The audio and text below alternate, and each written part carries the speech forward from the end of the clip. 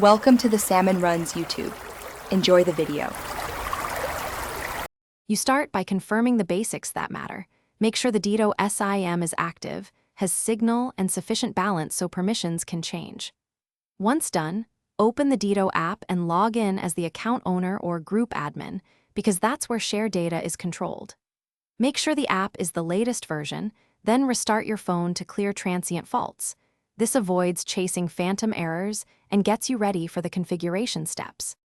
Once you're in the share data section, methodically reconfigure allocations. Change per member limits and confirm the total does not exceed your purchased bundle, because the system enforces caps. Make a small change, save, and watch for success messages. This helps isolate where failures occur.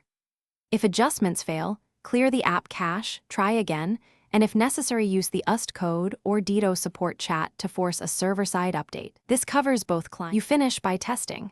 Have each shared device use data, then check the app to see usage decrement and allocations reflect correctly, because visible confirmation proves the fix.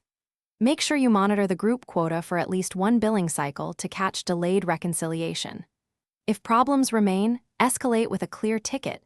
Include screenshots, timestamps, affected numbers, and steps you tried. One troubleshooting tip: remove and re-add a device to the share data group to force a fresh provisioning update. Thanks for watching. Consider subscribing if we helped you.